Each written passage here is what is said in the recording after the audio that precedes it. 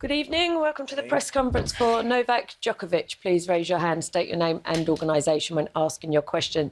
There will be no preview press conference tomorrow for the final, so please ask any preview questions in this press conference. We'll have a little bit of extra time. So Novak, back into the final. Great performance today. Just give us your initial thoughts on the match. Well, it was a well-fought straight set victory. Each set was, closer than it appears maybe on the scoreboard, and I knew that he is going to try to be aggressive and hit from both forehand and backhand quite flat and fast, and so I needed to be really sharp from the beginning, which I think I have, and I think that I found the right shots at the right time. Serve was kind of going up and down, but I managed to make him play always an extra shot, especially towards the end of the match. And he basically made some unforced errors to give me the victory in the tiebreak, and also when he was 2 set points up in the third. But that's tennis, obviously. In that pressure point moments, it's not easy always to play the shots that you desire, and so it was, of course, great for me that I was able to finish the job in straight sets.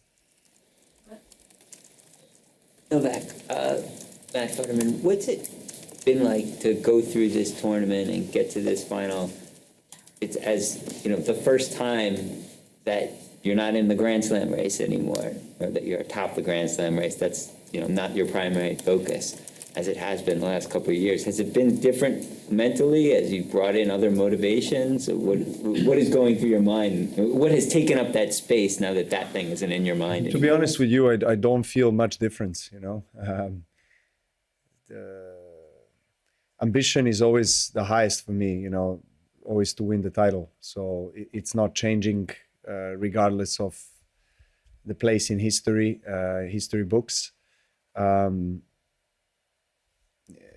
Maybe some people think that it would be a huge relief for me winning Roland Garros and being the only men's tennis player with 23 slams, but it's not. I mean, pressure is there. It's still very high. I still feel goosebumps and butterflies and nerves coming into every single match. So I'm going to be coming into the Sunday's final like it's my first. To be honest, I don't want to approach that finals in any more relaxed way than I have, previous ones. Meaning the intention needs to be clear, and goal and an approach will be as serious and professional as it has been always. So, not much difference for me there. Hi, Novak. Congrats. We love to talk about experience, but at some point, do you feel it has this much importance, or it's just as today, or maybe the next on Sunday against Carlos, that you're just playing best tennis than the rest of the field? Well, I can speak on my own behalf in my matches. I mean, I obviously, have more experience than most of these guys that I faced here, and that I will face on Sunday as well. That experience, could help a little bit, I think, in maybe some important moments, or beginning the match, managing the nerves, managing the occasion, circumstances. That's where experience could play a role, but it's not going to be the deciding factor, really. It's not going to affect that much on the game itself. So whoever on a given day is in a better state, mentally and physically will be the winner. What are the feelings you experience in the moment when you win a major championship? Huge relief, obviously incredible joy, satisfaction, pride. It's kind of mixed feelings, because Grand Slam is as paramount of the pressure levels that you can experience as any other tournament. You can't compare it to any other tournament, actually. It's incredible amount of just dedication from a player to stay in the tournament and go all the way. So yeah, it's a huge relief just to finish the tournament, but to finish it with a title, obviously, is something that 128 players in the draw want to achieve. Yeah, it's an ultimate showdown. Everything comes down to one match. All eyes of the tennis and sports world will be directed on the Sunday Wimbledon's final, and it's probably the most watched tennis match globally. I look forward to it. Hi Novak, Apolline France Télévisions. You have won the last 6 of the 8 Grand Slam you have played in. How do you manage to stay so strong for so long on all surfaces and against all players, and even if the new generation? Well, it's no secret that Grand Slams are the highest priority for me, the highest goals on my priority list. Every time I start a season, I want to peak at these 4 tournaments, and I try to organize my schedule, training schedule, and my preparation weeks and all the tournaments according to these priorities. So all the tournaments that I play are basically leading me up to Grand Slam, and I'm really glad that this year, or actually the last several years, my Grand Slam seasons are amazing. The results are fantastic. So yeah, I have a good team of people around me, and we do things in a proper way on a daily basis, and I think that gives us benefits. When we get to the later stages of a Grand Slam, it's most of the players are probably exhausted a bit physically, mentally, and or maybe they don't feel like they can go a step further. But for me, I feel that the job is not finished until I lift the trophy and hopefully and play in the finals of a Grand Slam. So I put myself again in that position, and of course I'm very thrilled. Novak, hi, Ellen Crooks, Press Association. Just on the hindrance call, it's obviously a pretty unusual thing to happen, especially in a Grand Slam semi-final. I just wonder, have you had a chance to watch it back? Yeah. Do you feel, and what is your opinion now on the call? Well, first of all, I have to obviously I have to accept the decision from a chair umpire. That's it. It was quite a close call, I must say. I mean, it has never happened to me. I've never had a hindrance call for extended grunt. And I saw the replay, and I saw that my grunt finished before he hit the shot. So I thought that chair umpire's call was not correct. I mean, in my opinion. But again, you have to accept it. Stanisław from Polish television, Polsat. You won another tiebreak. Why are you so strong in tiebreak, or why your opponents are losing? Why not?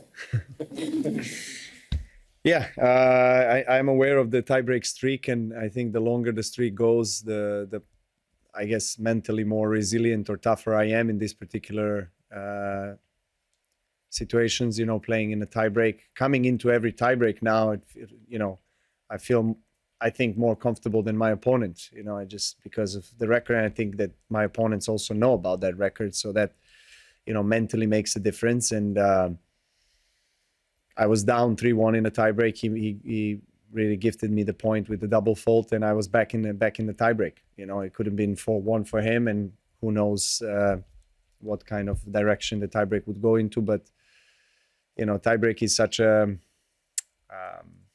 in a way, a gamble, because 1 or 2 points can really decide the whole course of a tiebreak on grass. If you make one double fault, or if you miss a first serve and the opponent plays a great return and you hold your serve till the end of the tiebreak, that can be enough.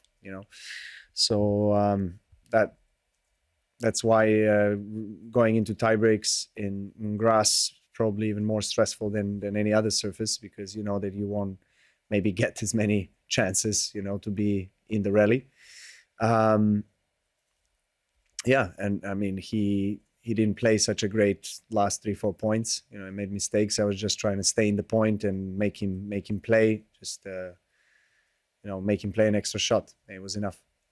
Two more in English, here and then more. Towards the end of the second set, there were quite a few disturbances from the crowd, and then you seemed to be kind of reacting to that as you came back from 15-40. Can you just talk us through your emotions and feelings towards the crowd and during that? All love. It's all love. All love and acceptance. Yeah, Mike Dixon, the Mail. Just on that game, when you had the hindrance, which is, as you said, very unusual for you to have to deal with, and then the time violation came almost immediately afterwards. Just wondering what was kind of going through your head at the time. Were you having to concentrate on holding, Yeah. you know, Extra. like not erupting kind of thing? I had to try, you know, very hard to exactly. That's exactly right. I was just trying to hold my things mentally together, you know, not really get upset, even though I was really upset because I didn't think that it was the right call.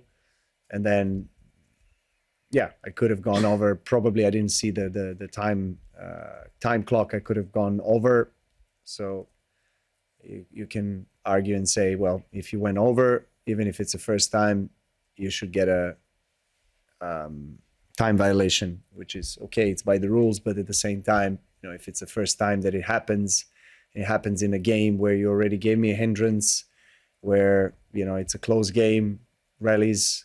In these particular situations, I feel like chair umpire should just recognize the moment a little bit more. But again, it was a very stressful game for me to survive and to kind of storm through, and it was super important because if he made the break, he was very close. He had a break point. You know, who knows what would happen from that moment onwards. But yeah, luckily for me, I just I stayed calm. Just preview of the next match. Did Alcaraz win? Yes. Yeah. Right. So yeah, I mean, this is probably the most anticipated finals, I guess, from the beginning of the tournament. Most of the people, you know, Alcaraz, myself, and it will be his first finals in Wimbledon. He's so young, but he's incredibly consistent now. Also on grass, which I don't think many people expected him to play so well, because his game is basically built and constructed and developed for clay mostly, or slower hard courts. But he's been incredibly successful in adapting to the surfaces and demands and challenges of the opponents on a given day. I see this as a great trait, as a great virtue, because I actually see this as one of my biggest strengths, you know, throughout my career, that I was able to constantly develop, adapt, and adjust my game depending on the challenges, basically. So that's what he's doing very early on in his career. So kudos to him, you know, amazing player, great guy also of the court. He carries himself very, very well. You know, he respects the history of the sport, respects everyone. So, you know, no bad words about him at all. And his team, his family. So, I mean, I've seen him play in Queens a little bit, and here he's been very impressive. You know, I think he already developed a very accurate game on grass. So I think, judging by the performances that we've seen from all the players, I think this is probably the best finals that we could have. We are both in good form. We're both playing well. We both, you know, I guess, want to take this title, you know, without a doubt. I look forward to it. You know, it's going to be a great challenge, I think, from greatest challenge probably that I can have at the moment, you know, from any angle, really. Physical, mental, emotional. You know, he's one of the quickest guys on the tour, and he can do pretty much anything on the court. I consider myself also a very complete player, so we had a very good match until he started struggling physically in Paris. I think we really took the level of tennis to very high, and I think it was great for the audience and great for us players to be part of that. So obviously completely different conditions here. Grass is massively different from clay. Yes, I do have more experience playing in many more Grand Slam or Wimbledon finals than him, but you know, still he's in great shape. He's very motivated. He's young. He's hungry. I'm hungry too. So let's have a feast. Thank you. Thank you. Finish the